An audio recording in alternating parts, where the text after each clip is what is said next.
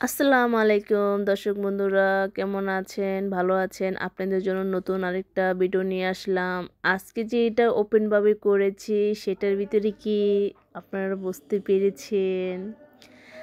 এটা আমার শ্বশুর আব্বা বগুড়া গিয়েছিল, এক পাতিলা দই নিয়ে আসছে আর রসমালাই নিয়ে আসছে তাদের নাতিনের জন্য। অনেক সুন্দর, আরেকবার নিয়ে আসছিল, অনেক মজা লাগছে। যখন সে ওইখানে যায় বগুড়া তখনই এগুলো নিয়ে আসে। ও তো কত খুশি ওরা রসমালাই দই পেয়ে, মানে কিভাবে খুলবে খুলতে পারছে না। অনেক মজাই লেগেছে। দেখুন কালারটা কীরকম, একদম শীতের বরফ হয়ে গেছে। দইগুলা এরকম অনেক সুন্দর, দইগুলো এত মজা। দইগুলো আমিও খেয়েছি, খুব মজা।